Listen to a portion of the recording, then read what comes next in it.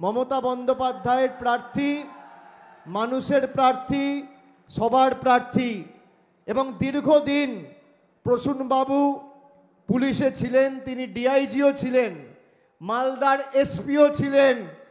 সব সময় মালদার মানুষের স্বার্থে তার জীবনের একটা বৃহত্তর সময় তিনি কাজ করেছেন। আগামী দিন এই লোকটিকে সাংসদ করে আপনারা পাঠান, বিজেপিকে কি করে লেজে গোবরে করতে হয় সেই দায়িত্ব দায়ভারটা আমি আমার নিজের কাঁধে এখান থেকে তুলে নিয়ে যাচ্ছি। কথা দিয়ে কথা রেখেছি। আজকে দেখুন, যারা আজকে দিনের স্বপ্ন দেখিয়ে ভারতবর্ষে ক্ষমতায় এসেছিল, আজকে প্রধানমন্ত্রী কি ভাষায় তার বক্তব্য রাখছেন আপনারা শুনেছেন তার কথা। বলছে যারা মাছ খায় তারা দেশ বিরোধী। হিন্দু মুসলমানের মধ্যে ধারাবাহিকভাবে ইচ্ছাকৃতভাবে ঘৃণা, বিদ্বেষ, বৈষম্য তৈরি করা। আর আমরা বিশ্বাস করি বৈচিত্র্যের মধ্যে একতার মূল মন্ত্রে। নানা ভাষা, নানা মত, নানা পরিধান, বিবিধের মাঝে দেখো মিলন মহান। আমরা গণতন্ত্রে মানুষের ক্ষমতায় বিশ্বাস করি।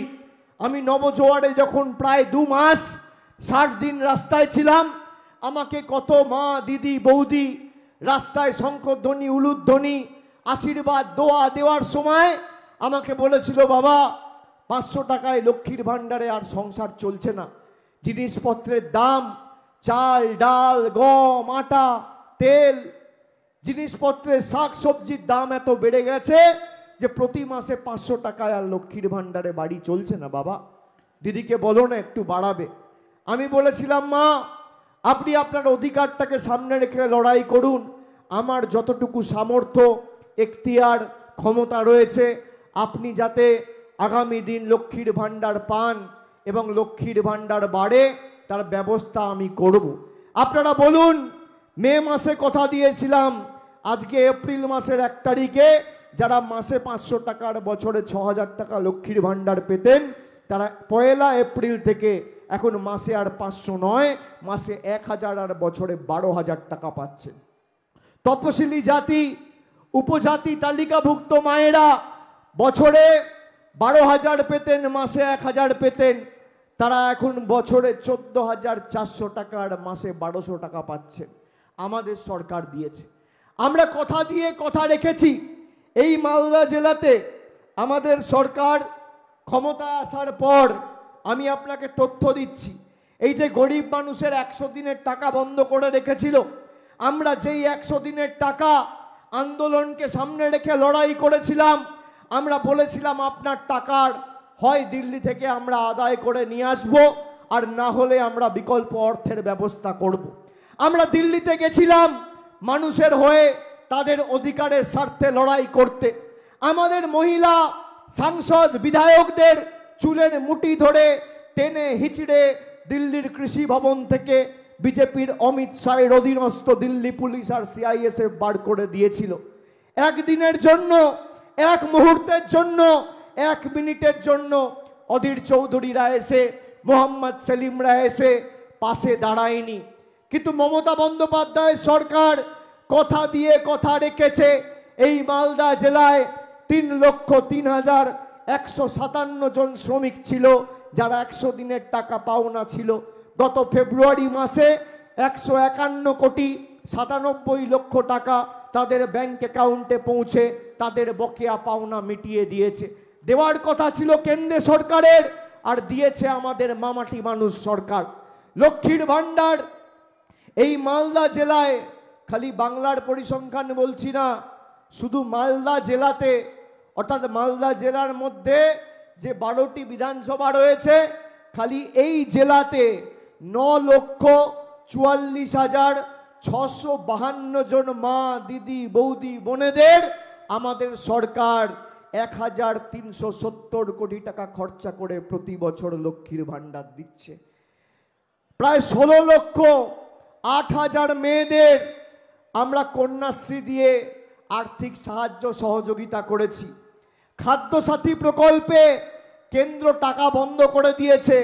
এই মালদা জেলাতে 42,97,386 জনকে বিনামূল্যে রেশন আমাদের মামাটি মানুষের সরকার প্রতি মাসে দিচ্ছে।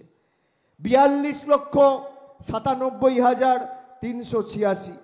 মাইনরিটি স্কলারশিপ অর্থাৎ ঐক্যশ্রী স্কলারশিপে 39,62,292 জনকে 809,76,00,000 টাকা খরচ করে মাইনরিটি স্কলারশিপ দিয়েছে।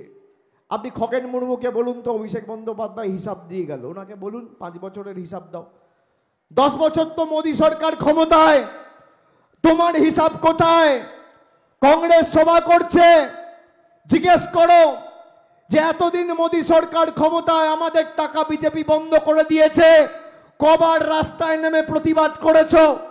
একবারও এদেরকে অনুবীক্ষণ যন্ত্র দিয়ে খুঁজে পাওয়া যায়নি। আপনার সুখে আপনার আনন্দে হয়তো আপনি তৃণমূলকে পাবেন না, কিন্তু আপনার দুঃখে আর বিপদে তৃণমূল কংগ্রেস ছিল, আছে আর আগামী দিন থাকবে, আমি কথা দিয়ে যাচ্ছি। তৃণমূলের এটাই রাজনৈতিক দর্শন। আমরা কথা দিয়ে কথা রাখি। আমরা বলেছিলাম Kanyashree, student credit card, Khadyasathi, Swasthyasathi, Lakshmir Bhandar, এই প্রকল্পগুলো বাস্তবায়িত করে দেখাবো। অন্যদিকে বিজেপি বলেছিল আচ্ছে দিন আসবে, সবাই 15 লক্ষ টাকা পাবে। কেউ পেয়েছেন? উত্তর হচ্ছে না।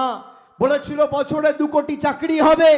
কোন মালদায় একটা বুথে আমাকে দেখান খগেন মুর্মু কোন যুবক যুবতীর হাতে একটা কর্মসংস্থানের নিয়োগপত্র তুলে দিয়েছে বিগত 5 বছরে?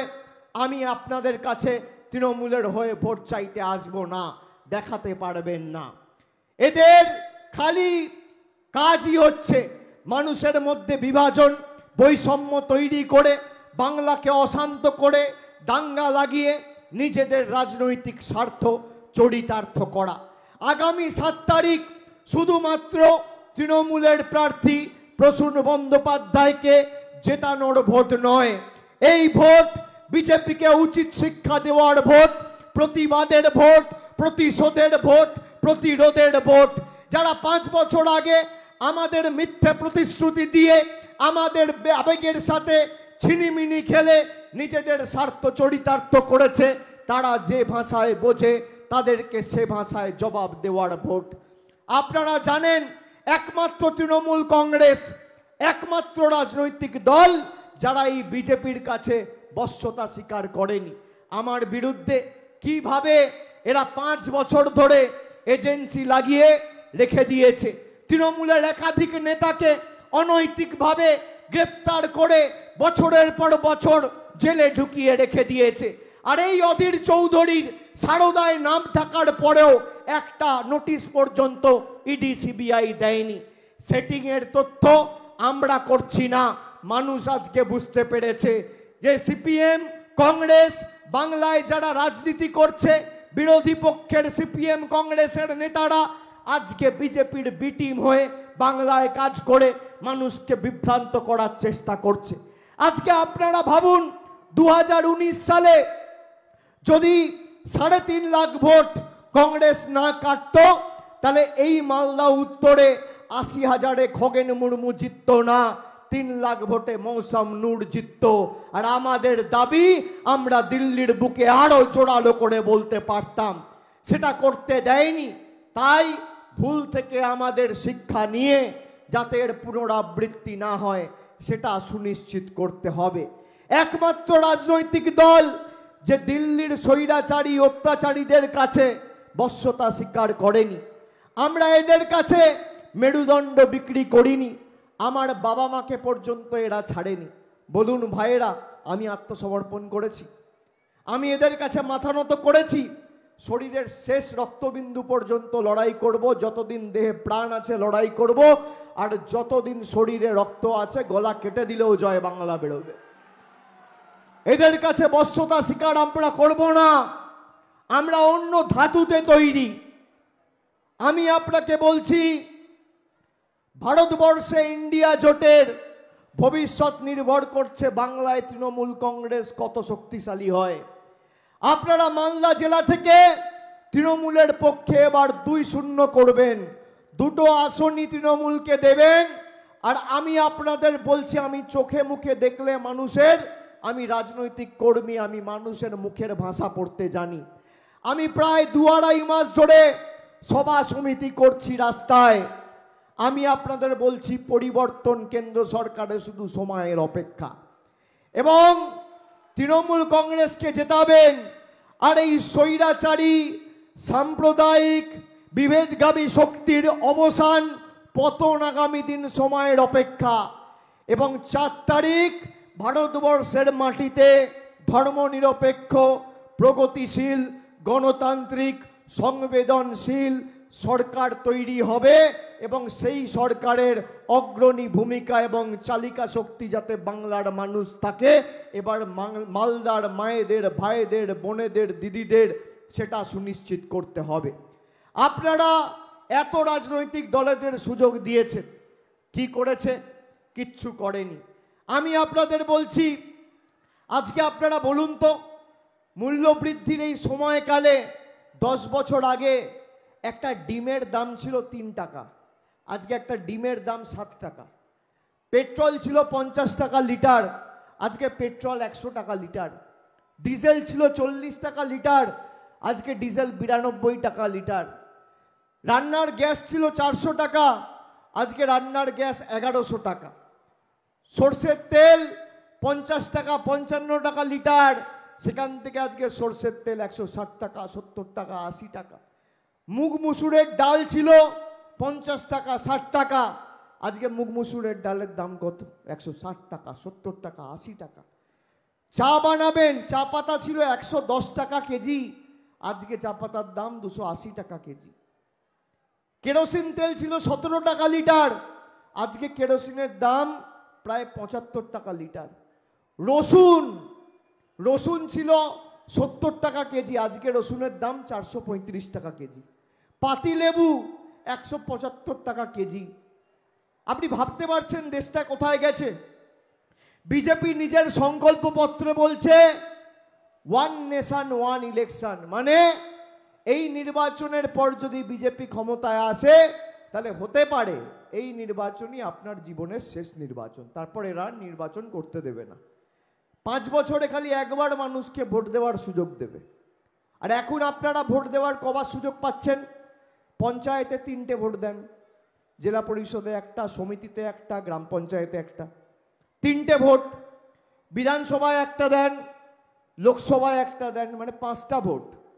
ধরুন 19 থেকে 24, 2019 থেকে 2024, আপনি 2019-এ লোকসভায় ভোট দিয়েছেন, 21-এ বিধানসভায় দিয়েছেন, 23-এ পঞ্চায়েতে দিয়েছেন, আবার 24-এ লোকসভায় দেবেন, মানে 5 বছরে 4 বার ভোট দিচ্ছেন।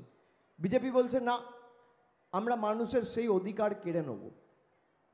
আপনি 5 বছরে খালি একবার ভোট দেওয়ার সুযোগ পাবেন, এই ভোটের পর যদি বিজেপি জেতে। আপনারা ভাবুন, এরা বলছে যারা মাছ খায় তারা দেশ বিরোধী, মানে আমরা কি খাবো, কি পড়বো, কোথায় থাকবো ঠিক করবে বিজেপি, ঠিক করবে কেন্দ্রের সরকার। যোগী আদিত্যনাথ, যার রাজত্বে উত্তরপ্রদেশে উন্নাও, হাতরাস, লখিমপুর খেড়ির মতো ঘটনা ঘটেছে, তাদের কাছে আমাদের শিখতে হবে আইন শৃঙ্খলা রাজ্য কি করে চালায়। দেশের সবথেকে ব্যর্থ আর সাম্প্রদায়িক মুখ্যমন্ত্রীর নাম হচ্ছে যোগী আদিত্যনাথ। আর সেই যোগী আদিত্যনাথকে আমি বলবো যে আপনি বাংলায় আসার আগে একটু পড়াশোনা করে আসবেন। আপনি যে স্বরাষ্ট্রমন্ত্রীর টিকি ধরে রাজনীতি করেন, সেই স্বরাষ্ট্রমন্ত্রী অমিত শাহর অধীনস্থ NCRB, national crime record bureau, তার তথ্য বলছে ভারতবর্ষের মধ্যে সবথেকে সুরক্ষিত শহরের নাম হচ্ছে কলকাতা। কোথায়? বাংলায়। আর আপনাদের কাছে আমাদের শিখতে হবে। কালকে বিজেপির সর্বভারত তদানীন্তন প্রাক্তন সর্বভারতীয় সভাপতি এবং বর্তমান স্বরাষ্ট্রমন্ত্রী, তিনি বলেছেন आप लोग अभिषेक को मुख्यमंत्री बनाना चाहते हैं क्या? মানুষকে জিজ্ঞেস করেছে। আমি স্বরাষ্ট্রমন্ত্রীকে বলি, আমার কোনো পদের প্রয়োজন নেই, আমরা জাত পাত ধর্মে বিশ্বাস করি না, ক্ষমতায় বিশ্বাস করি না। রাজনীতির ক্ষেত্রে আপনারা রাজে বিশ্বাস করেন, আমরা নীতিতে বিশ্বাস করি। আমরা মানুষের হাতে অর্থ দিয়ে উন্নয়নের নীতিকে মানুষের কাছে পৌঁছে দিয়ে দৃষ্টান্ত স্থাপন করেছি। আর আপনারা এজেন্সি দিয়ে রাজ করে দেশে সর্বনাশ নামিয়ে এনেছেন।